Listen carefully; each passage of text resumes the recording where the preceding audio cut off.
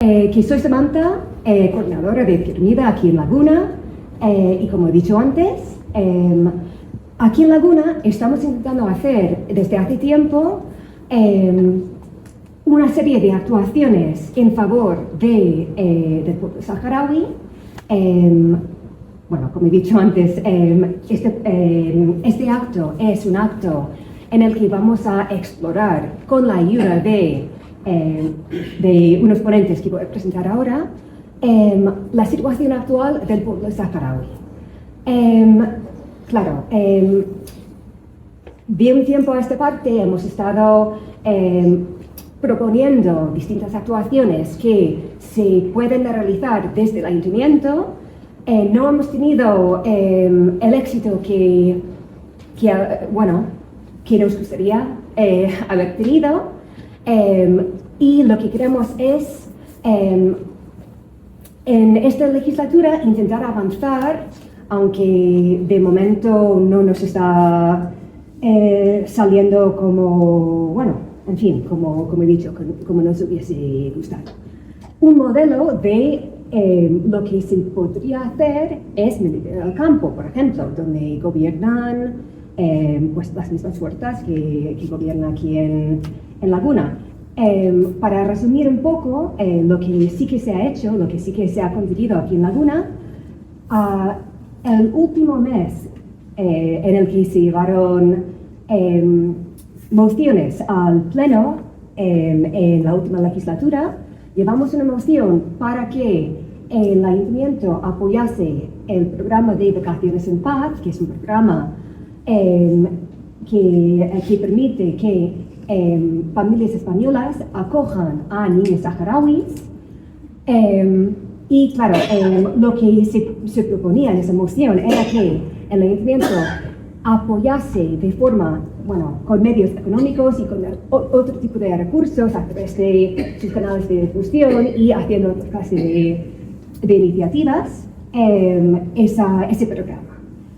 Claro, se aprobó en el Pleno con el apoyo de la mayoría de las formaciones. Lo que pasa es que el alcalde ya no es el mismo y hemos visto que en esta legislatura no se están dando cumplimiento a los acuerdos de esta moción.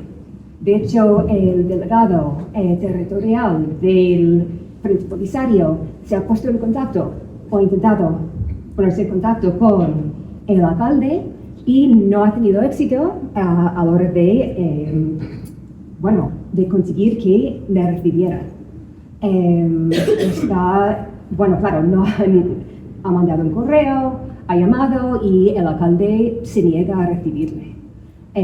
Cosa que nos extraña, teniendo una moción aprobada para el apoyo de este programa que es fundamental para el pueblo saharaui. Entonces, claro, de cara a otra iniciativa que también es fundamental, que es la caravana solidaria, que luego se va a hablar un poco de esa iniciativa, que vamos a intentar que haya una colaboración por parte de los centros educativos aquí en Laguna y que el ayuntamiento difunda y también participe en esa iniciativa, pues que esto avance un poco. Y nada, que pues así estamos en Laguna en cuanto al tema saharaui. Estamos intentando dar pasos, no estamos teniendo ese apoyo institucional que creemos fundamental, que es fundamental, y pues pedimos que se apoye en la calle esta clase de iniciativas y que, pues cualquier cosa que veáis que tenga que ver con el saharaui que hagamos en los próximos meses y en los próximos años, que también colaboréis y que estéis con el pueblo saharaui. Y nada, que presento nuestros ponentes. Dos están en el público, están en plan discreto, ¿vale? Aquí tenemos a Juan Fran Rodríguez, que es Rodríguez, ¿no? Perfecto. Que es concejal en Tordesillas, y ha estado 2 semanas, si no me equivoco, el invierno pasado en los campamentos saharauis, en un viaje organizado por el Frente Polisario, y vivió ahí muchas experiencias muy interesantes que va a compartir con nosotros. Y también tenemos a 2 representantes de la organización que colabora con nosotros en la organización de esta charla, que es la Asociación Amigos del Pueblo Saharaui, que son Javier y Antonio, que están, y que van a enseñarnos 2 vídeos cortos. Primero uno que resume un poco la situación del pueblo saharaui, y luego otro que es como un montaje de fotos y vídeos un poco que nos van a ayudar a hacernos una idea de cuál es la situación actual, ¿no? Entonces, nada, le doy la palabra, ¿te doy la palabra o directamente vamos al vídeo, dentro del vídeo? Venga, ya está.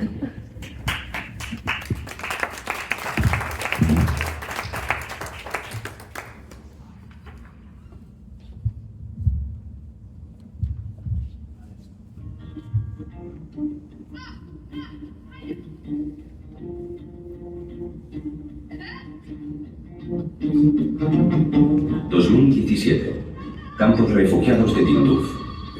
Aquí viven más de 150.000 refugiados saharauis desplazados de sus tierras hace más de 40 años por el gobierno marroquí, con las complicidades de España, Francia y Estados Unidos.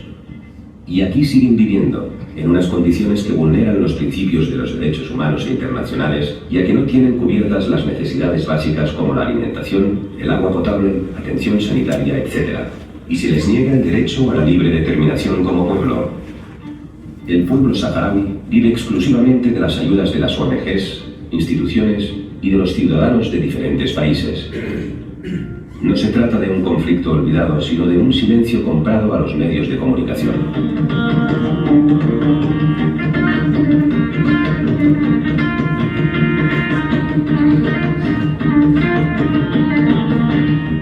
¿Cómo se ha llegado a esta situación?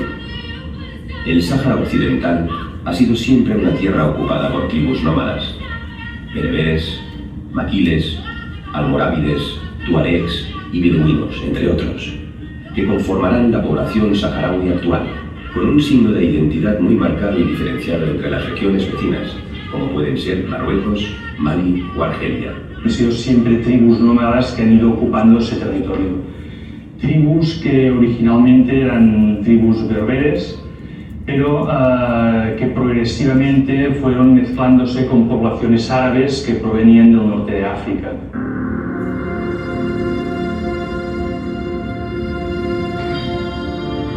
La pérdida de la independencia saharaui empieza en la Conferencia de Berlín de 1884, donde los países líderes de Europa, con un compás y un tiramíneas, se repartieron África, sin tener en cuenta los habitantes, las diferentes etnias, accidentes geográficos o espacios naturales. De este reparto, España se queda con el Sáhara Occidental.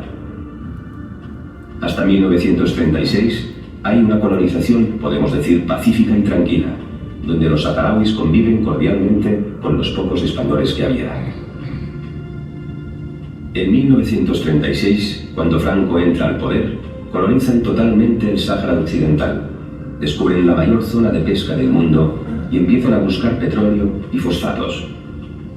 De estos últimos encontrarán uno de los mayores yacimientos del mundo, y es aquí donde el Sáhara Occidental despierta un gran interés por parte de Estados Unidos, Francia y Marruecos.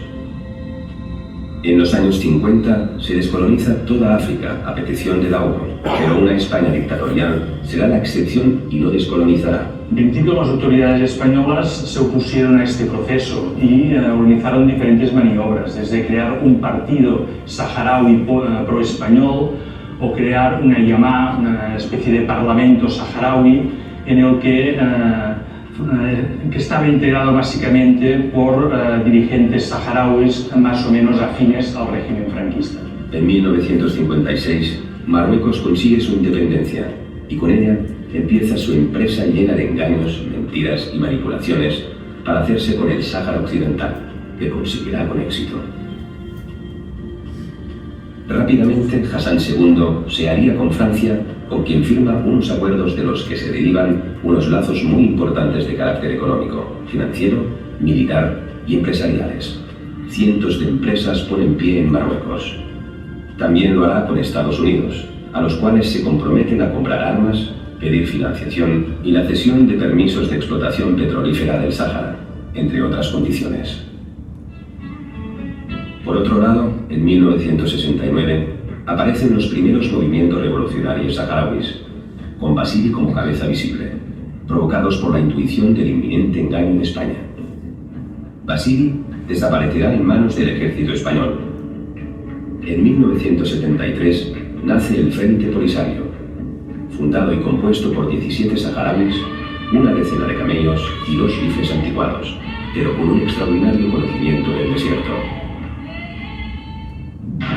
Ese mismo año muere Carrero Blanco y lo sustituye Arias Navarro, poco conocedor de la política internacional e incompetente en el área de negociaciones diplomáticas, lo que influenciará definitivamente en el resultado de este conflicto. Entre el año 74 y 75 nos encontramos ya con un Estado español muy debilitado, tanto a nivel internacional, es una de las pocas dictaduras que subsisten en Europa, pero además con un régimen internamente ya muy desgastado. Por este motivo, entre esos años, el Estado español acepta su obligación de organizar un referéndum de autodeterminación a través del cual la población saharaui pueda decidir sobre su futuro que podría estar vinculado, mantener la vinculación con el Estado español o un futuro independiente. Por este motivo empieza a realizar todos los pasos que deberán conducir a ese referéndum. Por ejemplo, la realización de un censo de población para dejar bien establecido quién tiene derecho a voto, o dicho de otra manera, cuál es la población efectivamente saharaui que podrá votar en ese referéndum. Los saharauis depositan en este hecho toda su confianza. Pero este gesto español enerva mucho a Hassan II, Francia y Estados Unidos, que ven en el referéndum la pérdida definitiva e irreversible del territorio. Para ganar tiempo, recurren al Tribunal de la Haya, exponiendo que el Sáhara siempre ha sido soberanía de Marruecos. El 16 de octubre de 1975, el Tribunal de la Haya dictamina unánimemente que no hay ni ha habido ningún lazo ni ninguna soberanía entre los pueblos saharauis y marroquíes. Un serio golpe para Hassan II, que acorralado entre el revés diplomático de la Haya y el referéndum ordenado por Franco, lo ve todo perdido. Desesperadamente, ese mismo día hace un discurso radiofónico dirigiéndose a su pueblo, anunciando que la Haya les daba la razón, que el Sáhara siempre había sido soberanía de Marruecos y que ésta les da permiso para ocuparlo. Y así es como se produce la conocida Marcha Verde. Con un Franco moribundo y semi-inconsciente, Arias y su gabinete están tan perdidos, tan desorientados, que eligen la salida más cobarde y mezquina: abandonar el Sáhara y su pueblo, dejando entrar a los marroquíes a través de la Marcha Verde, pero con unas condiciones. La entrada será únicamente civil, durante 48 horas y no más de 5 kilómetros. Preacuerdo que Hassan II rompe, como de costumbre, y entrarán con el ejército de norte a sur, y para siempre. Estamos ya en el mes de noviembre de 1975. En este momento Hassan II pone ya en marcha la Marcha Verde con el objetivo de penetrar en el Sáhara y tomar posesión de los territorios que, según su versión, deben integrarse al Reino de Marruecos. Esta Marcha Verde supone el desplazamiento de 350.000 personas que parten de diferentes ciudades, barriadas, suburbios de Marruecos, que descienden hacia el sur acompañadas por el ejército marroquí con el objetivo de penetrar en el territorio. Inicialmente el ejército español parece que va a oponerse, pero hay una cesión progresiva de territorio hasta que finalmente, con lo que serán los acuerdos tripartitos, tanto los militares como parte de esa población irá ocupando tanto los cuarteles militares como las viviendas de las ciudades del Sáhara. Serán muchos los militares españoles que desertan o se unen al Frente Polisario por este hecho. El 9 de noviembre España está paralizada y un gobierno español desorientado, desconcertado y sin juicio se desplaza a Agadir para garantizar la entrega oficial del Sáhara a Marruecos. Para formalizar todo este desbarajuste, el 14 de noviembre el gobierno español firmará junto con Marruecos y Mauritania los Acuerdos de Madrid, la venta de todo un pueblo a cambio de un 10% de la empresa de fosfatos Fosbucra, el derecho a pesca durante 20 años y poca cosa más, es decir, una venta miserable que dejará en ridículo al gobierno español al romper el compromiso unilateralmente Hassan II. La ONU no reconoce estos acuerdos políticos como válidos, pero no hará ninguna acción para solucionar el problema, ya que el peso de los Estados Unidos y Francia es demasiado grande en ella. La ONU es una institución experta en intenciones, pero totalmente incompetente y negligente en la ejecución en el terreno. La consecuencia de este cúmulo de despropósitos es el gran éxodo del pueblo saharaui, atacados con bombas aéreas, napalm y fósforo blanco, y huyendo de la matanza hasta tierras argelinas, donde aún están refugiados después de más de 40 años. Van intentar fugir de la manera que podien, amb els bàrtols posats, perquè et portaven a sobre, amb un cotxe o el que sigui, alguns caminant, més un va morir entremig del camí, i llavors, al voltant del desert, es van fer uns campaments per fer una mica de descans, que va fer el Polisario. Però al cap d'uns dies, llavors van començar a bombardejar els campaments aquests, que va ser on estàvem jo i unes altres noies, i va ser una massacre horrorosa. Van tirar bombes de napalm i fòsfor. I llavors, a part de les ferides que podien tindre, la gent també n'estava intoxicada. I llavors van ser quan van tornar a començar a fer l'èxode una altra vegada fins als campaments de refugiats de Tinduf, que Argèlia els va acollir, i estan allà des de fa 40 anys que estan allà en aquestes condicions, que diuen que és la pitjor zona del desert del Sàhara, que diuen l'Ahmada, que és molt dura. Los saharauis que no pudieron huir recibirán todo tipo de represiones y abusos que aún persisten en los territorios ocupados. El 27 de febrero de 1976 se retira la bandera española y con ello sus militares. En el mismo día se crea la RASD, la República Árabe del Sáhara Democrática, el actual gobierno saharaui en las tierras liberadas. Entre 1976 y el 1991 tendrá lugar la guerra del Frente Polisario contra Marruecos y Mauritania. Una guerra entre guerrilleros con camellos y fusiles obsoletos y un ejército con la tecnología armamentística más avanzada. Tanques, helicópteros, aviones de combate de última generación que provienen de la guerra del Vietnam y que los Estados Unidos ha de rentabilizar. A pesar de esta abismal diferencia, los ejércitos de Marruecos y Mauritania no pueden acabar con los saharauis. Tal es así que, aprovechando un cambio de gobierno, Mauritania se retira del terreno saharaui y en 1979 firma la paz con el Frente Polisario. Por otro lado, Marruecos, incomprensiblemente, no puede con los pocos saharauis del desierto y pide consejo y más financiación a Francia y Estados Unidos, quien le entrega la gran y pragmática solución, la construcción del muro militar más grande del mundo, desconocido entre nosotros, el Muro de la Vergüenza en el Sáhara, con una extensión de más de 2.700 kilómetros, donde hay repartidas unas 10 millones de bombas antipersona. El coste del muro para Marruecos es de 2 millones de euros diarios. Hay que recordar que en ese momento Marruecos es un país muy pobre donde el pueblo sufre una verdadera crisis, sin alimento básico, medicinas y sin saber aún hoy este exagerado dispendio. El muro, esta cárcel al aire libre, simboliza un crimen contra la humanidad. El diseñador del muro, el mismo que ideó los muros de Palestina y la Marcha Verde, fue el flamante Premio Nobel de la Paz, el secretario de Estado de Estados Unidos, Henry Kissinger. Desde ese momento quedará configurado hasta el día de hoy el mapa donde se encuentran repartidos la población saharaui dentro del Sáhara, territorios ocupados, territorios liberados y los campamentos de refugiados en Argelia. Se acaba aquí la guerra y comienzan las falsas y estériles negociaciones entre la RASD, Marruecos y la ONU. En España llega la democracia, pero no la cordura sobre la resolución de este conflicto, y lavándose las manos con Felipe González al frente, deja al pueblo saharaui abandonado, sin querer saber nada del asunto hasta el día de hoy. El único que moverá pieza es el pueblo español, con centenares de proyectos y ayudas al pueblo saharaui. En los 90 hay acercamiento del Frente Polisario y Marruecos, este último comprometiéndose a hacer un referéndum como condición, que a día de hoy aún no se ha efectuado. Entre 1992 y 2017 encontramos declaraciones estériles de todas las instituciones competentes. El eterno engaño, que cumple 41 años, sigue teniendo la complicidad de la ONU, MINURSO, Estados Unidos y la Unión Europea, con Francia como artífice, negando una y otra vez este conflicto.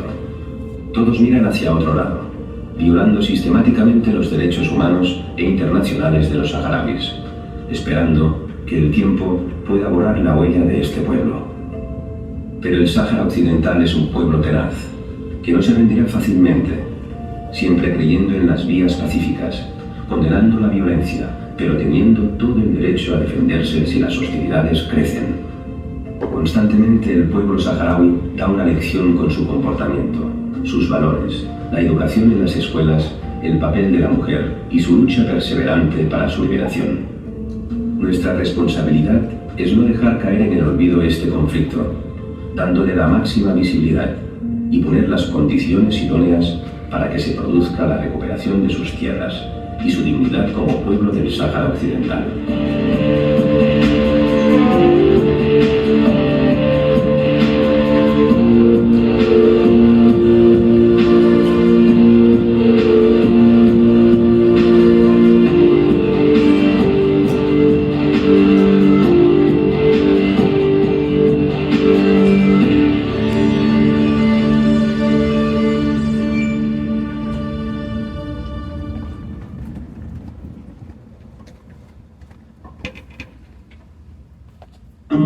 Entendemos las cifras. Vale, perfecto.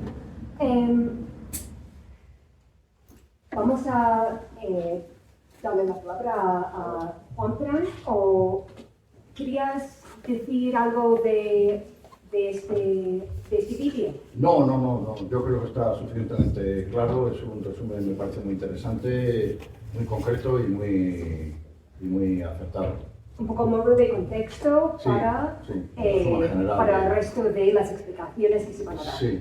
Vale, perfecto. Adelante, Juanfran. Pues buenas tardes a todos. Ay, el micro, para que se escuche. A ver, lo vamos a hacer lo que he hecho yo antes, a ver. ¿Sí? ¿Se escucha mejor? Sí. Vale, ya está. Buenas tardes a todos. Yo, la verdad es que mi experiencia con el pueblo saharaui fue a raíz de uno de los viajes solidarios organizados, en este caso fue en diciembre de 2023, que surgió un poco pues, de la casualidad, porque el delegado del Frente Polisario se puso en contacto, vamos, con buena relación, entonces se puso en contacto con el Partido Comunista de España, ¿no? Y bueno, pues el partido decidió que era importante, digamos, ese frente de actuación y que alguna persona fuera, se formara sobre la realidad del pueblo para luego poder hacer estas charlas, ¿no?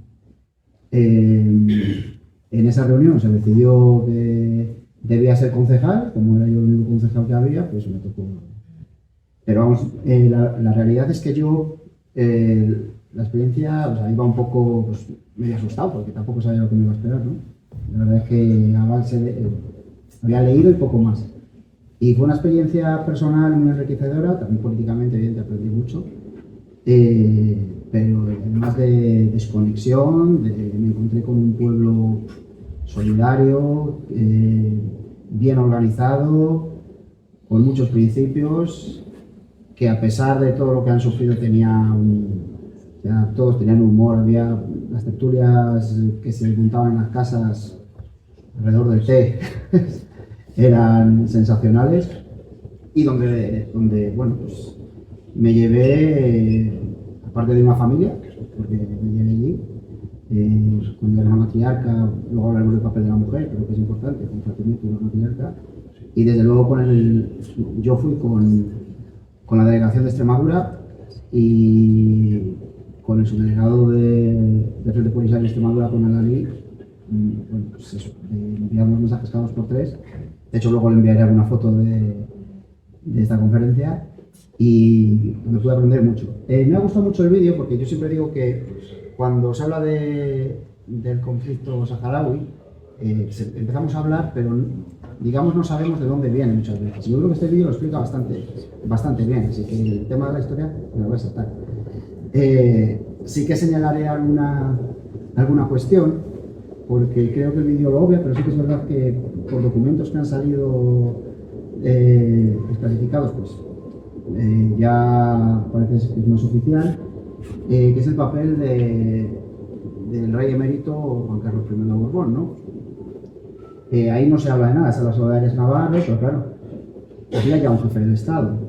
De hecho, Juan Carlos I ya era jefe del Estado cuando la conferencia, los tratados de Madrid, y se interesó mucho por la situación del pueblo saharaui.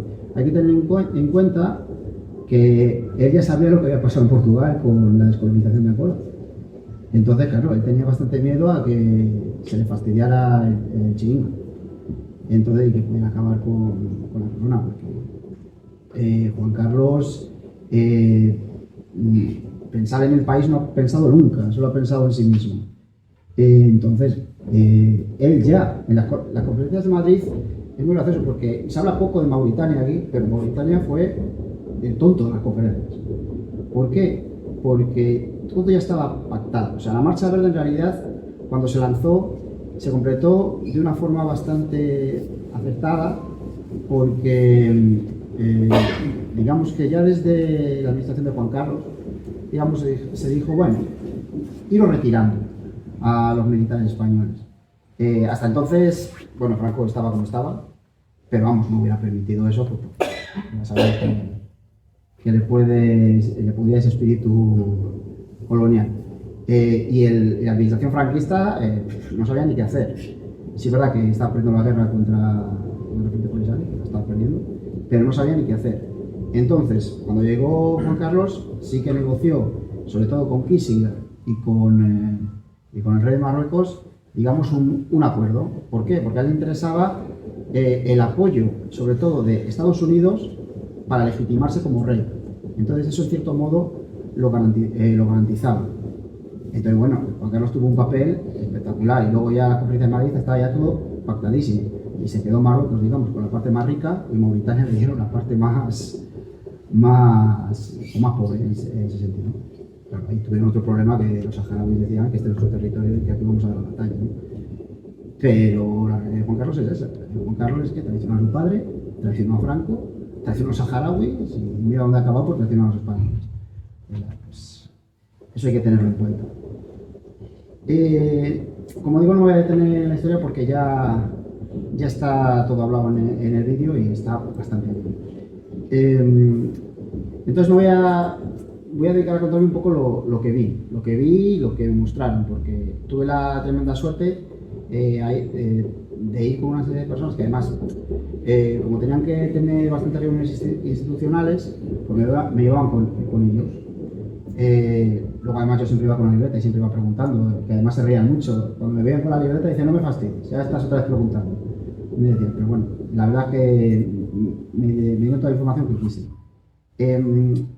Bueno, yo comentaba antes cuál es el primer impacto que tienes cuando llegas, pero el primer impacto en realidad es el aeropuerto en sí, de Timbuktu. Que, bueno, pues, sí, hay gatos, hay alguna cucaracha, ¿no? Bueno. Y yo recuerdo a la vuelta, claro, todos veníamos con el mal de los europeos saharauis, ¿no? Pues digamos el estómago bastante regular. Entonces a la vuelta tuvimos que estar, pues yo qué sé, si 3 horas en el aeropuerto, los baños ya eran un desastre. Entonces, bueno, yo esa experiencia la recuerdo, dentro de todo ese viaje la recuerdo muy bien, pero joder, es verdad que hubo gente que lo pasó bastante mal. El caso es que tú llegas al aeropuerto y cuando vienen a buscarte para llevarte al campo de refugiados, ¿no? Yo lo resumo como los autobuses zombies, porque son autobuses muy estropeados, porque son donaciones pues de países, de ciudades. De hecho, me comentaba una vez cuando lo pregunté, el concejal de Zaragoza, comentó una vez en una charla que él tuvo un problema en Zaragoza porque era Alberto Cubero, era concejal izquierdo en Zaragoza.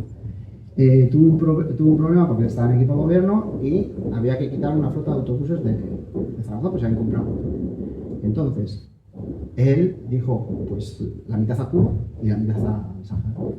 Pues, se dio una muy gorda, ¿no? Pero claro, vienen de ahí esos autobuses, es decir, de esa solidaridad. Entonces te encuentras pues, con fotos del Piero en el autobús, uno que ponía Santander como pues un autobús urbano, llevaba a Santander, vale. Entonces eso era muy gracioso. Luego sí que es verdad que a mí me dijeron no más llegar. Me dijeron, no, compran tú con nosotros en coche de protocolo. Y, bueno, hombre, si montas a coche de protocolo, bueno, ¿qué es esto? ¿Sabes?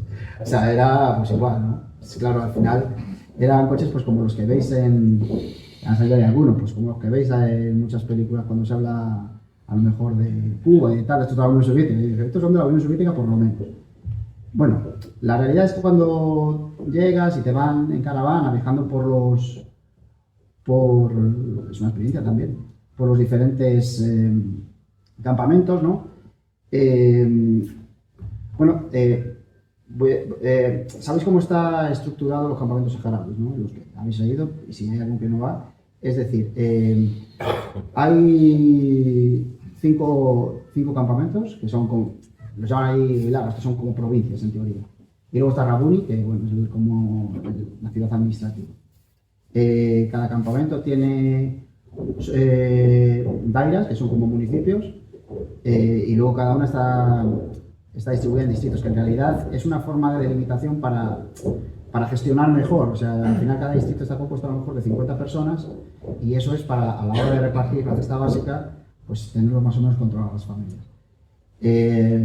Bueno, pues ejemplo, yo estaba en la Huilaba de Esmara, la daira de Hausa, el distrito creo que era 5.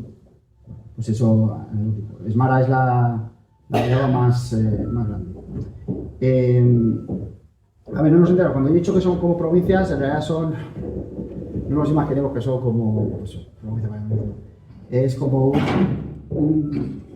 digamos, ¿cómo le digo? Una gran estructura caótica, y eso a su vez está dividido, pero tú no ves esa división, ¿vale? Es como una ciudad, ¿vale? Tú no ves esa división. Una provincia allí serían como una ciudad. Pues, las más grandes son de 50.000 habitantes, pero luego hay una de 19.000, ¿vale? Entonces, bueno, los que habéis ido ya lo habéis visto aquí, cómo son la estructura. Claro, ¿por qué esa estructura tan anárquica? Evidentemente, por la forma que tuvieron de implantarse en el territorio.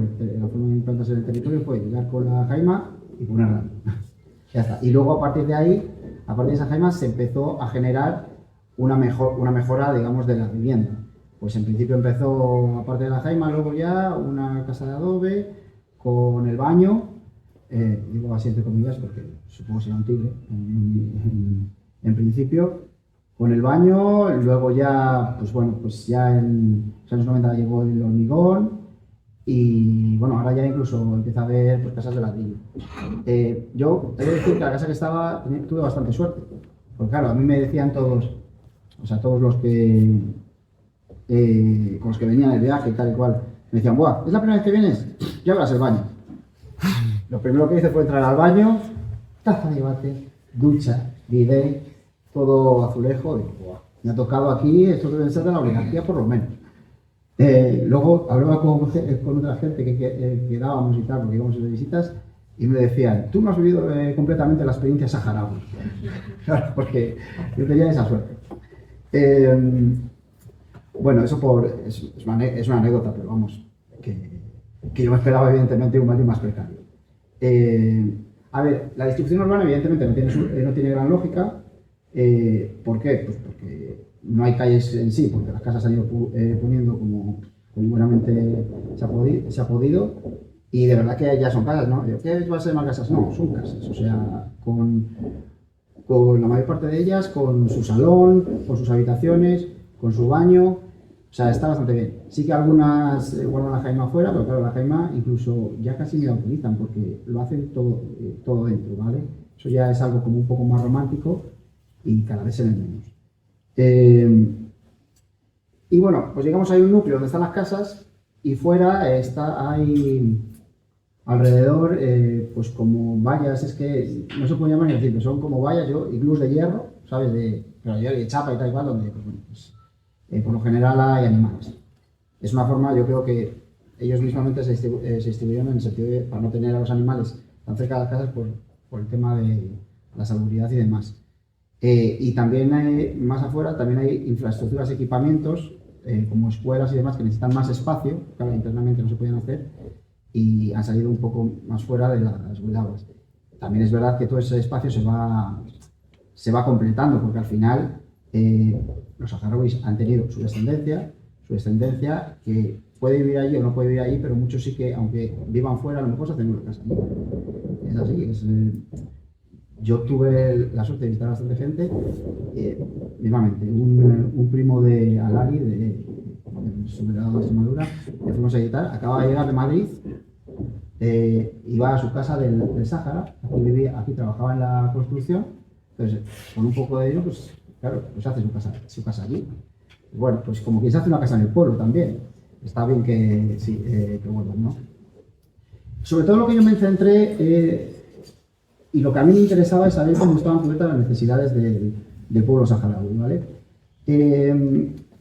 Aquí sí que hay una gran unión y una gran cooperación entre el Frente Polisario y el gobierno y la Media Luna Roja Saharaui. Que eso lo que ayuda es a cubrir todas las necesidades vitales, ¿no? O sea, yo cuando lo que vi fueron carencias, pero no vi hambre. Vi también una estructura social dentro de lo precario que era, que intentaba cubrir todas las necesidades de la gente, educación, sanidad, que luego hablaré. Es decir, vi un gobierno realmente que se preocupaba por su pueblo y vi una muy buena organización a la hora de distribuir la ayuda. Bueno, la Media Luna Roja Saharaui, sabéis, organiza las caravanas, ¿no? Todo lo que las caravanas se llevan a las oficinas centrales de la Media Luna Roja Saharaui y bueno, allí lo van distribuyendo, ¿no? Entonces, bueno, lo que principalmente les importa son alimentos, ya está, en las caravanas. Digamos que medicamentos, ropa y demás prefieren que vayan pues por otra vía, por la vía de los proyectos y demás. Entonces, en las caravanas prefieren ellos que vayan alimentos y luego, dependiendo de lo que vayan las caravanas, pues va a diferentes ministerios. Pues el Ministerio de Sanidad, el Ministerio de Cooperación y Equipamiento, pues lo van distribuyendo, ¿no? Sin a decir de los proyectos, porque esto sí que me pareció interesante, bueno, vosotros luego se va a ver unas fotos sobre proyectos que participáis y demás, pero a mí me parece una cosa interesante porque, claro, yo sí que es verdad que a mí me hablaban constantemente de la Media Luna Roja Saharaui y hablaban de ACNUR como de fondo, ¿sabes? O sea, y ya pregunté yo, pero ¿cuál es el problema con ACNUR? Claro, ellos prefieren que la ayuda no vaya a ACNUR porque, por el porcentaje, no por el porcentaje, sino porque ACNUR, a través de la ONU, destina X dinero a principio de a lo mejor la causa saharaui. Y lo pronto, si el gobierno de España, el gobierno de Extremadura, el gobierno de Castilla y León decide dar más dinero, no se va a gastar en el Sáhara, porque lo presupuestado para el Sáhara es eso. Entonces ellos prefieren que en ACNUR, está bien la ayuda que sea ACNUR, pero digamos que vaya por otra vía. El tema de los proyectos, por ejemplo,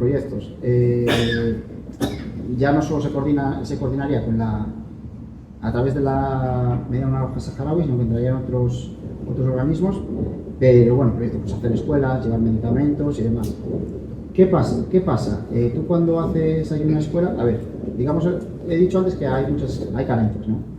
Tú tienes una escuela, y esa escuela necesita que se reformarse o arreglarse porque se cae algo. Esto sobre todo pasa con la red de guarderías.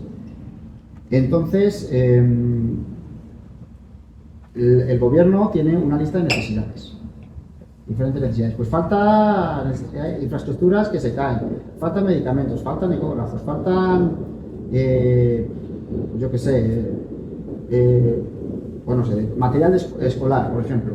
Entonces, el gobierno manda a los delegados y embajadores en los países, manda, pues digamos, las líneas en las que tienen que trabajar, es decir, lo que falta. Y se ponen a trabajar a través de ahí. Por ejemplo, si una asociación resulta o un municipio de Castilla y León quiere hacer un proyecto allí de arreglamos una escuela, pues ya está, tachan la necesidad. Es decir, si la necesidad está la número 20, aunque se haya saltado 10, la tachan. Pero bueno, pues al final tampoco vas a decir que no le vas a decir, no, nosotros no queremos que arregles una escuela, preferimos que inviertas el dinero en medicamentos. Hay muchas necesidades, hay carencias, entonces bueno, pues eso está bien, así trabajan el tema de los proyectos. Vuelvo a la media luna roja saharaui porque es importante. Una vez que están las oficinas centrales, la ayuda sobre todo de comida y demás, bueno, pues a partir de ahí se va distribuyendo al resto de, digamos, de la protoestructura o la estructura de Estado que hay, es decir, va desde el mimetismo con el gobierno, lo bajan a las huilabas, pues hay una especie de gobernador, y de ahí va a los ayuntamientos, o sea, a las dairas, y de ahí los ayuntamientos tienen una lista donde viven, donde saben perfectamente quién vive en cada casa y tal, y les proporcionan lo que se llama la cesta básica, ¿no? Pues normalmente son alimentos perecederos. Sí que es verdad que tienen en stock un stock de alimentos de hasta 3 meses, por lo que pueda pasar, ¿no? Al final tampoco puedes tener alimento ahí constantemente. Hay veces que ellos, claro, pues, tienen que gestionar muy rápido, porque imaginaos que el alimento se recibe en verano, allí en el Sáhara. Pues claro, eso genera muchos problemas. Entonces, bueno, pues digamos que el trabajo es muy bueno. Claro, aquí surge una cuestión, porque todos cuando hemos ido, al final, a nuestras familias y lo demás, les hemos llevado comida. Pero claro, el Estado, al final, el Sáhara depende mucho de la ayuda exterior. Y el Estado garantiza la necesidad básica, entonces, pero claro, todo el mundo tiene, digamos, mucha gente tiene pues, ayuda exterior, ya sea de hijos o maridos. Yo llego a preguntar en casas, ¿dónde están los hombres aquí? Y a veces no me lo sabían ni decir, ¿sabes? O sea, que estaban pues trabajando y enviando dinero. Entonces, o de maridos o de las conexiones que tienen exterior a través de los chicos que han venido aquí a vivir con familias, vacaciones en paz y demás. Entonces, eso al final también es un aporte exterior y es, digamos, pues también donde, digamos, puede generar un cierto desequilibrio social, lo que puede generar, que tampoco es mucho, porque ahí prácticamente todo el mismo caso, ¿vale? Sobre sanidad, que es otra de las cuestiones que digamos también más me interesaron, que bueno, pues hay en todas las wilabas hay sus ambulatorios y demás. Tienen atención primaria y luego, si es un poco más grave, se deriva al Hospital Nacional de Rabuni. Claro, problemas, pues, muchos. Falta infraestructura que más o menos se cae. Además, de hecho, hay un debate ahora que nos dijo el ministro de Sanidad, claro, que están entre la dicotomía de o reformar o hacerlo nuevo, ¿vale? Porque al final, tened en cuenta que son campos de refugiados, ellos pensaban que iban a estar ahí temporalmente, y llevan 40 años, entonces claro, se hizo al principio, entonces todo eso, ahí se genera un debate de o permanencia o seguir pensando que a corto plazo se va a poder volver a su hogar. Entonces, bueno, pues uno es el de infraestructura. faltan medicamentos, faltan herramientas y recursos humanos, ¿vale? Perdona, me está diciendo que me voy de tiempo. Voy un poco acelerado, ¿vale? Voy un poco más rápido. Vale, faltan recursos humanos. Aquí quiero poner en relieve el papel de los médicos cubanos, ¿vale? Porque allí los recursos humanos que hay, fundamentalmente, claro, son exteriores. Es decir, no hay muchos saharauis trabajando allí. ¿Por qué? Porque, y este es otro problema, cuando se van a vivir fuera, luego se forman fuera, sobre todo en medicina, sobre todo en Cuba, pero claro, luego no quieren volver a trabajar ahí porque en realidad los trabajos allí son precarios, se cobra cuando se puede. Entonces no quieren trabajar, y eso es un problema que tiene el gobierno, que quiere ver cómo devuelve a la gente, no que se quieran vivir ahí, pero sí que trabajen durante una temporada. Por ejemplo, españoles van allí, pero a lo mejor van 15-20 días en plan ayuda a trabajar de médicos. Pero en cambio, el pueblo cubano, a través de lo que se llaman las brigadas solidarias, lo que hace es, claro, da un dinero a Cuba. Cuba envía allí médicos, que luego cuando vuelvan a Cuba pues van a tener como una pequeña gratificación, ¿no? Entonces están allí establecidos a lo mejor un año y son prácticamente los que nutren los consultorios. Otra de las cuestiones que me interesó bastante fue la educación. La educación está estructurada en 3 niveles, unas guarderías que no es obligatoria, pero claro, que está muy bien que vayan allí los niños, porque al final te garantizas que desayunen y demás, pues, y luego las guarderías tienen problemas sobre todo de infraestructura, es decir, como no es obligatoria, en el rango de necesidades no está las primeras. Lo que pasa que sí que es verdad que a través del proyecto pues se van arreglando. De hecho, yo cuando fui allí hice, claro, primero que te decía, ¿de dónde eres? El concejal izquierdo, pues conseguir a los sitios de tu ayuntamiento para arreglar esta guardería y tal. Ya son muchas y en todo el tipo, ¿no? Después estaría el colegio y la secundaria. Hasta los 15 años se puede estudiar en el Sáhara. Lo que pasa es que tanto la red de colegios como de institutos no da para todos los niños. Entonces, pues tienen convenios con Argelia o, por supuesto, como no, con España. ¿Cómo se llamaba el proyecto? Madraza, exactamente, el proyecto Madraza, perdón. Donde vienen, pues eso, a estudiar a España. El gobierno, evidentemente, les garantiza libros y demás. Ahora que hablamos de Madraza, es también muy importante que en el colegio uno de los proyectos que hay con financiación española es el de Desayuno Madraza, donde se envía alimentos para que en los colegios se pueda dar de desayunar. ¿Vale? 5 minutos, Samantha. Tienes tiempo. Vale. Vale. Hay una serie de cuestiones que también me interesan bastante, uno es el papel de la mujer y otro el papel de la juventud, ¿vale? Papel de la mujer. Pero tú vas allí y en realidad, yo según entra, pues lo que os decía, yo estaba en la casa que era la prima del delegado del Frente Polisario, y yo llegué un momento, pues al segundo día, dije, oye, Ali, ¿dónde están los hombres? Y Ali me dijo, no sé, estará trabajando en España, no lo sé, porque tampoco ni lo había preguntado ni se había extrañado. Claro, desde el principio el papel de la mujer fue importantísimo, porque los hombres cuando estaban en la guerra, claro, los primeros pobladores de lo que actualmente es el campo de refugiados fueron las mujeres, los niños y los mayores. Entonces las mujeres se encargaron de todo, se encargaron hasta de lo más básico, de montar la jaima y demás.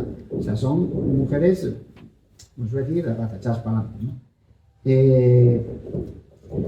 Es fundamental también en el papel de la estructura familiar. Como os he dicho, muchos hombres están trabajando fuera, entonces al final les toca a ella cuidar de los hijos.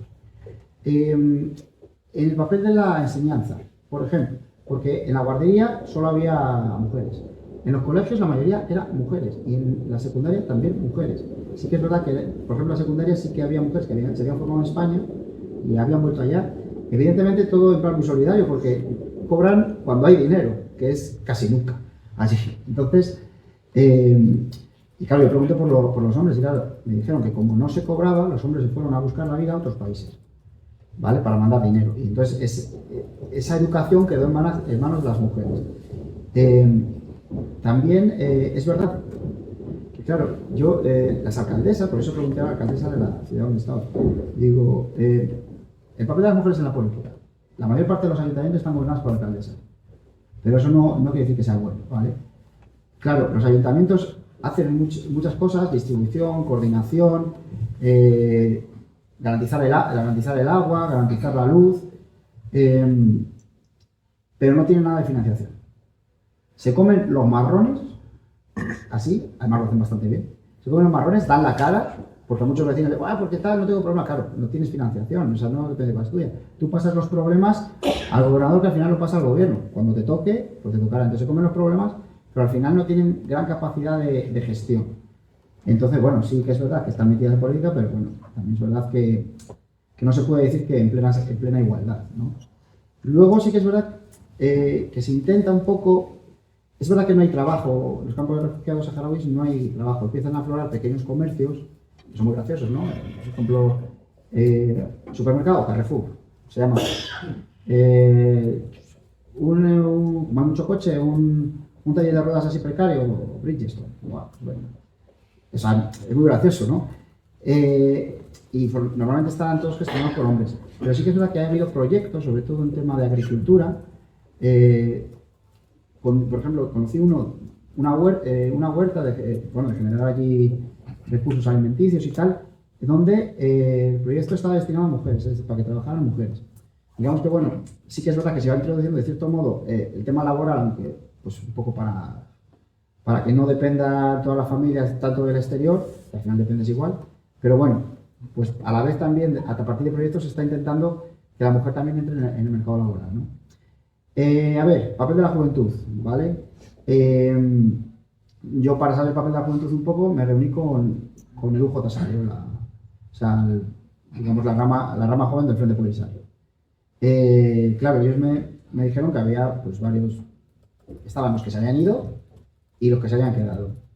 Normalmente los que estudian fuera no vuelven allí, digamos, es decir, sí que tienen ese sentimiento de pertenencia y solidaridad y luchan allá donde estén, pero no vuelven allí de una forma, digamos, muy permanente, que es algo que están intentando inculcar. Y luego están pues los que se quedan dentro o que estudian en Argelia, pero claro, no les convalidan los títulos, les toca quedarse, que están allí un poco, pues a veces un poco perdidos, porque claro, al final, si no hay trabajo, no hay, digamos, grandes estímulos, ¿qué hace la juventud? De hecho, nos contó que estaban preocupados porque decía que Marruecos, en cierto modo, había intentado meter droga en los campamentos. Y que, claro, chicos jóvenes que no tienen gran ocupación, eso es una mina para ellos.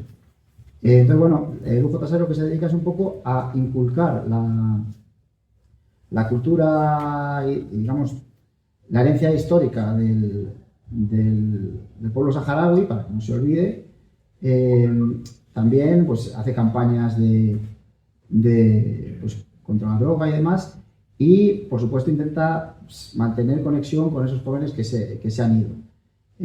Yo creo que es un trabajo loable. También es verdad que, claro, ahora están en guerra también, entonces mucho joven ha cogido el fusil. Oye, convencidísimos, convencidísimos. No sé si es lo mejor, claro, pero claro, hay que defender también, hay que defenderse, pero es un pueblo muy guerrero. De hecho, los mayores también están.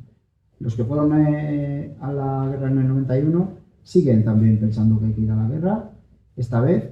Y de hecho conocí a alguno que estuvo en el 91 y que ha vuelto. Bueno, es que fue súper gracioso.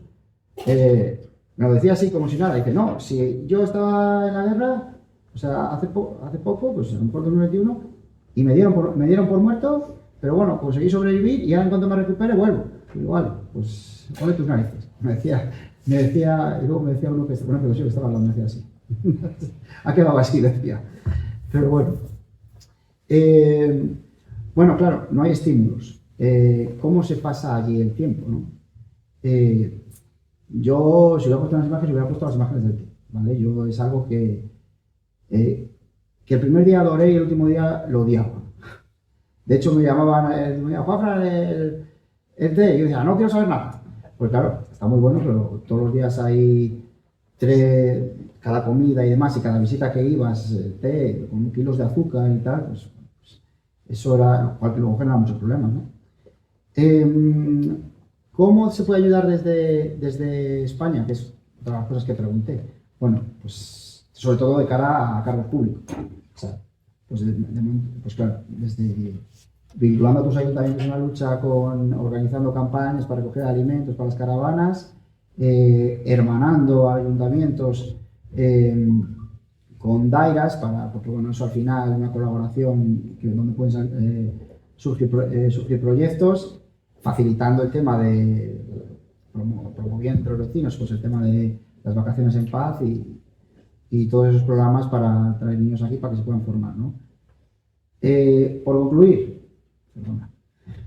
concluir, pues sí que diré que yo la sensación que tuve ahí es que ellos en realidad saben, aunque no lo reconozcan, que no está a la vuelta muy pronto. De hecho, ellos te decían que antes del alto el fuego en 91, la guerra era de tú a tú, además incluso que la podían estar ganando ellos porque conocían muy bien el terreno y que se la jugaban a Marruecos cada 2 por 3, pero que claro, ahora Marruecos tiene una potencia militar muy grande, que es como ir a luchar contra un tanque con una lanza. Y bueno, yo cuando volví con muchas ganas de ayudar en la medida de lo posible. Te chocas un poco, ¿no? Porque te chocas con el ayuntamiento, llegas, ¿ves? Tenemos que intentar hermanarnos con el pueblo saharaui. Te dice el alcalde que a dónde vas. Intentas a lo mejor vincular un poco a tu partido, a Izquierda Unida, en este caso el mío, y cuesta un montón organizar una campaña y demás. Y luego, por supuesto, vuelves cabreadísimo con el gobierno de España. O sea, lo cual es una dicotomía, porque tú preguntas por Pedro Sánchez, no le pueden ni ver, al PSOE ahora mismo no le pueden ni ver, los saharauis. Pero, claro, Izquierda Unida, o sea, el partido está dentro, y a mí me lo advirtió José Sarrión, que fue procurador de Izquierda Unida, dice, cuando vuelvas, me hablas de lo que opinan de Izquierda Unida. Claro, a mí me presentaban como concejal de Izquierda Unida y era la leche, o sea, hasta la entrevista que tuvimos con el ministro de Sanidad, concejal de Izquierda Unida, bueno, efusivo, o sea, para ellos Izquierda Unida tiene una coherencia en el tema del Sáhara espectacular, lo cual es dicotómico, porque al final estamos en un gobierno donde Pedro Sánchez se la ha jugado. Incluso sí que hablan muy bien también de la ministra Yolanda Díaz. La gente que se ha ido fuera a trabajar me decía que claro, que para ellos Yolanda Díaz era muy buena ministra porque les había mejorado mucho los derechos laborales. Entonces, claro, en cierto modo, ellos la tienen en buen concepto. Entonces, era todo como muy dicotómico, pero hombre, te vas ahí con una sonrisa, pero te vuelves cabreado porque al final estamos en un gobierno y no conseguimos doblarle al PSOE la mano en eso. Y claro, el día que pisas aquí, después de estar pues 2 semanas allí, dices, es que tenía que ser una línea roja, ¿sabes? O sea, con todas las políticas que se han hecho, pero es que tenía que ser una línea roja. Entonces, claro, vuelves muy cabreado. Pero vamos, yo en general, ya concluyo, yo lo que me traje de allí fue, pues ya digo que muy buena experiencia en lo político, en lo personal también, porque bueno, al final no estaba pasando mal, porque ahí conseguí desconectar totalmente, conocer un poco más al pueblo saharaui. Además nos reíamos mucho todos porque decíamos que tenían otro flow, otro ritmo de vida, los relojes para ellos no. Entonces claro, quedabas a lo mejor, a la reunión con el ministro de Sanidad fue buenísimo porque estamos en casa, hemos quedado a las 12 y era en la 1 y no habíamos salido con el ministro, ¿sabes? O sea, y así, oye, que llegamos y lo recibimos sin ningún problema, o sea, ese tipo de cosas que te chocan mucho, ¿no?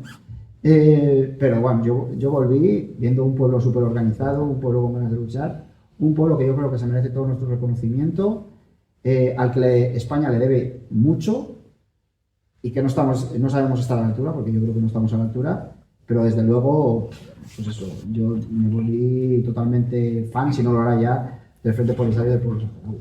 Y con esto ya termino.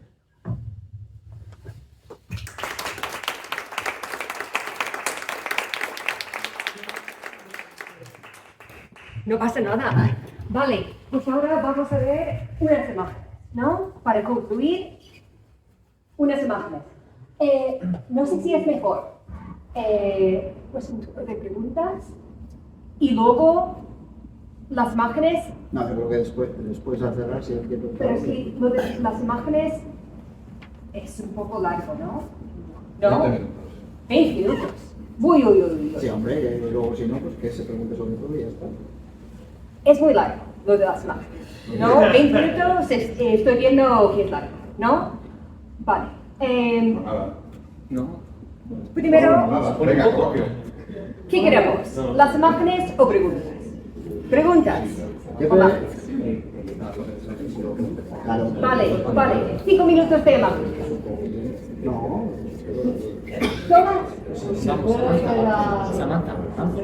Vale, imágenes. Vale, adelante, las imágenes.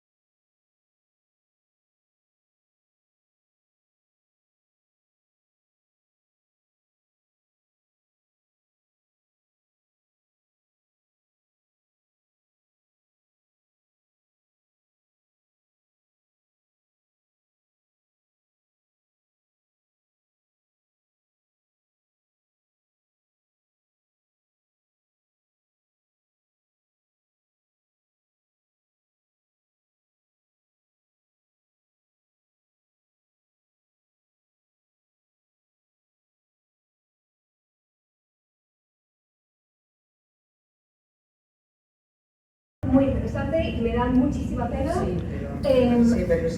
Sí, me da muchísima pena, pero tenemos que contaros unas cosas importantes antes de acabar. Samantha, ¿me permites una pregunta? Claro. Porque la Por supuestísimo. interesante y gracias por explicar esto, que es tan importante. Perdona. En cuanto a la monarquía, ¿tienes una opinión? ¿Yo? La monarquía española allí. Que si tiene algo... Ellos, has hablado Hombre, de lo para que ellos, piensan de... para ellos el rey Juan Carlos es un traidor. ¿Es? Un traidor. Bien. Para ellos es un Para traidor. mí. Sí, para mí también, Susa, pero... No, es que no Pero sabía. además no lo puedo... Además, te has quedado muy corto cuando has contado la participación del rey, ¿eh? O sea, estuvo en el Ayun Sí. dando un discurso a los militares diciéndoles: no os abandonaremos, estaremos aquí con vosotros luchando y defendiendo, y ya tenía pactado con Kissinger Exactamente. que iba a entregar el Sí, sí, Sáhara sí, sí, y que le iban a apoyar en La la conferencia de coronación. Lo tenía ya hablado. La conferencia, pactado. la conferencia de Madrid fue una auténtica pantomima. No, la dije que no, fue... Lo más que fue Mauritania, pero bueno. Yo no lo definiría como pantomima, o sea, no sé, que eso no tiene nombre. Aclarado ese tema, importante, vamos a contar dos cosas muy rápido. La primera, vamos a hacer una actividad con Najaima en la Plaza de los Lavaderos. Lo que pasa es que estamos a la espera de que nos confirme el ayuntamiento que tenemos autorización para hacerla, con lo cual no podemos dar los detalles de la actividad. Va a ser para arrancar una iniciativa muy importante que es la de Caravana Solidaria, que va a explicar brevemente Bea, que es de la asociación Amigos del Pueblo Saharaui. Adelante, Bea. Sí, ponte aquí delante. Sí, delante de la bandera, por ejemplo. Bueno, el proyecto de caravana es pues recoger lo que son alimentos sobre todo para llevar en la caravana a finales de marzo. Bueno, con eso. Se ve bien. Es pues lo que es una recogida de alimentos o de material sanitario, bueno, pues todo lo que hace falta aquí en el Sáhara se lleva en trailers a finales de marzo, van caravanas de toda España, desde la Asociación de Valladolid llevamos una, tenemos la colaboración de varios ayuntamientos y de la Diputación. Y se está barajando también la posibilidad de hacer una recogida quizás pues en colegios o institutos de aquí de Laguna de Duero, si conseguimos la colaboración. Y bueno, pues básicamente es eso, encontrar puntos de recogida, gente que done alimentos o material de higiene, pañales, cosas de esas. Y luego pues lo que es organizar la salida hacia allá. Vale.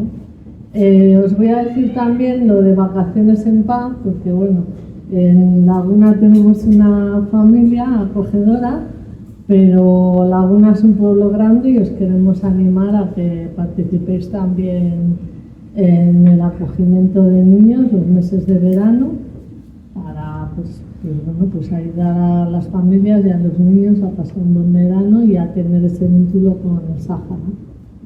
¿Vale?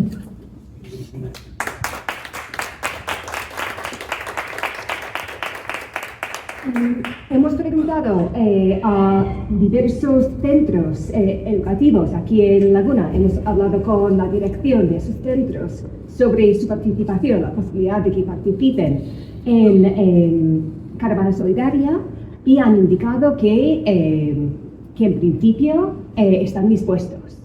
Con lo cual, los puntos de recogida serían esos centros y, con suerte, por ejemplo, la Casa de las Artes, alguna dependencia municipal.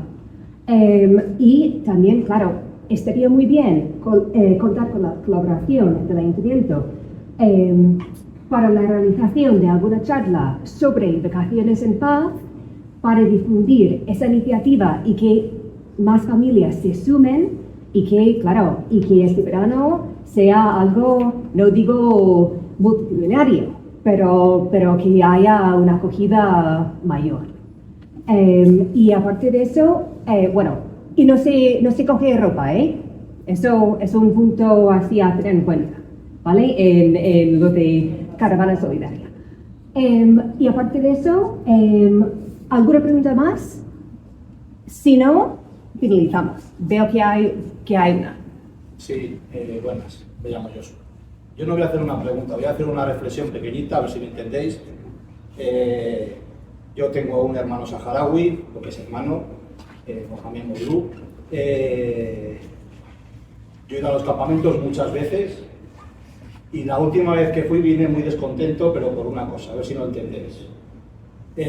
Yo había ido otras veces, pues como cuando vas en vacaciones con la gente, con las caravanas que van de aquí.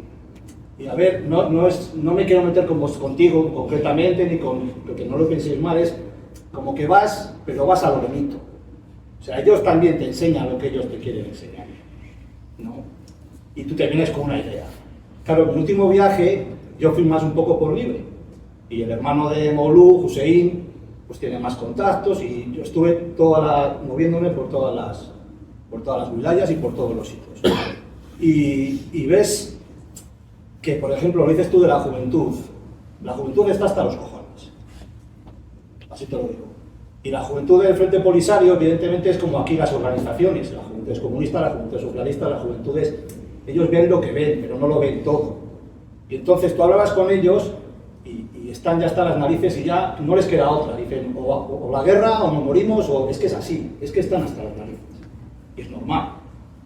Y otra cosa que a mí, yo vine muy mal, yo vi en ciertas zonas, en Dakhla y en algunas zonas, como que había más extremismo. Yo lo puedo comparar como, por ejemplo, con Estados Unidos o con aquí en Alemania ahora, que dices, ¿cómo puede ser que en zonas obreras gane Donald Trump? ¿Cómo puede ser que en zonas obreras de Alemania esté ahora ganando la derecha? ¿Cómo puede ser? Pues estás viendo, yo hace 20 años cuando fui, yo no vi mujeres tapadas hasta los ojos, y ahora las ves. O sea, está creciendo un extremismo, que el extremismo aquí puede ser de extrema derecha y el extremismo es de otra cosa. Un extremismo, y a mí me preocupa, es preocupante, porque como tiren por ese lado van a perder el poco apoyo que tienen, le van a perder. Pero es que además te lo dicen que es lo último que les queda ya. Entonces, yo la verdad que la última vez que vine bastante jodido, porque veo que no tienen otro sentido, que la gente joven está hasta los cojones, que te lo dicen ellos, que es que ya coger las armas y que sea lo que Dios quiera. Porque lo que dices tú, se están haciendo casas, la familia mía, pues están haciendo casa, pero es que no tendrían que hacer casas, porque son campamentos, es que ya no son campamentos, son ciudades. Y era un campamento porque iban a volver, pero ellos ya saben que no van a volver. Y ese es el problema. Y a mí la verdad que la última vez que estuve vine bastante tocado, por eso. Porque estoy viendo cosas que me da pena porque el poco apoyo que tiene le pueden perder. Y a mí el hermano de Moulou me lo dice, es que ya no aguantamos más. Y es muy jodido, pero es que es así. Hay que ayudar todo lo que podamos, pero como se meta el islamismo, como lo queramos llamar, los extremistas, el extremo siempre es malo, sea el que sea. Y yo, de 20 años a esta parte, se está viendo que está entrando. Porque yo a las mujeres no las había visto algunas, como van ahora, no las había visto hace 20 años y ahora las ves. Y las barbas que llevan hace 20 años no son las barbas que llevan ahora. Y sabes que eso identifica ciertas tendencias de unos y de otros. Entonces, ojalá me equivoque, pero la tendencia no es nada buena. Por lo menos lo que yo vi. Y lo que vi cuando me metí un poco más en las zonas donde no te llevan ellos que vayas, que es como hemos ido casi siempre nosotros. Evidentemente, vas donde ellos quieren que vayas. Nada más, solo era eso. Pero vamos, que el apoyo al pueblo saharaui es de por vida, vamos. Todo lo que haga falta, la recogida y lo que haga falta, no va a haber ningún problema. Los niños de vacaciones, nosotros empezamos con mi hermano con 7 años, tiene 32, yo ya no tengo un niño, en mi casa tenemos 32 sobrinos, entonces ya es que nosotros apoyamos a una wilaya casi sola nosotros. Pero vamos, que yo me vine muy tocado, yo la última vez que fui vine muy tocado. Yo, si me permites, bueno, Para que se te escuche, lo que has dicho, totalmente de acuerdo, ¿vale? Sí que es verdad, son auténticas ciudades, es decir, ya lo hablé antes sobre, por ejemplo, el hospital, donde decía, están barajando el tema de o reformarlo pensando como que todo es temporal o hacerlo totalmente nuevo. Esa idea está ahí, pero bueno, ahora mismo son totalmente ciudades. Sobre lo del UJ Sari, me reuní con el UJ Sari, pero te reconozco que la juventud está hasta las narices. Yo asistí en aquella casa, estaba un choque generacional. Total. Hay como un enfrentamiento generacional entre los que vivieron la guerra, que ahora muchos son a lo mejor representantes del Frente Polisario y demás, y la gente joven que está allí sin ninguna perspectiva laboral, sin más perspectiva. Y es verdad, muchos quieren ir a la guerra porque es como lo único que les queda. Además, yo viví aquel choque generacional, ostras, digo, aquí van a acabar porque a gritos, O sea, ahí te doy totalmente la razón.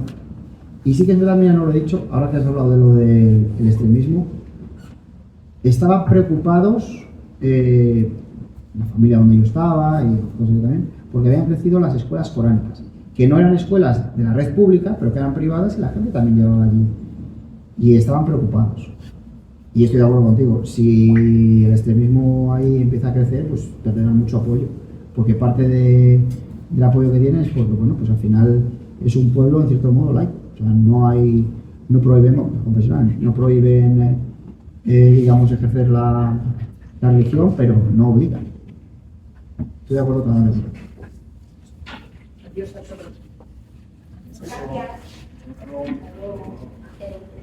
Sí. ¿No se puede hacer desde la asociación alguna reunión con las AMPAs de los colegios para que luego ellas divulguen lo de vacaciones en paz? Sí. Estamos mandando la información sobre esta iniciativa y vamos a mandar, vamos a mandar la información sobre vacaciones en paz también más adelante a las direcciones de los centros para que la difundan. Claro, y con las AMPAs la comunicación es un poco más complicada porque no tenemos el contacto de todas las AMPAs, pero las direcciones de los colegios sí tienen esos contactos. Entonces, claro, el intermediario son las propias direcciones de los colegios. Con lo cual, claro, nosotros mandamos la información a las direcciones de los colegios y las direcciones de los colegios mandan esa información a su vez a las AMPAs. Es un poco... Si era porque fuese algo un poco más directo, hacer alguna reunión con todas las AMPAs de los colegas o con las madres de las AMPAs. Sí, es un poco difícil, claro, ese contacto directo. Pero sí que hemos comentado en el último Consejo Municipal de Educación el tema de esta iniciativa de Caravana Solidaria, donde estaban presentes representantes de las AMPAs y donde estaban las direcciones de los colegios. Y entonces, claro, las personas que están presentes están enteradas de la iniciativa. Y hubo, pues, tuve la sensación de que hubo buena acogida. Entonces, esperamos que cuando toque tomar la decisión de participar o no, que se sumen.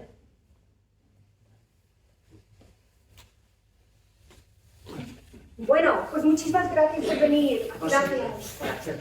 Bueno.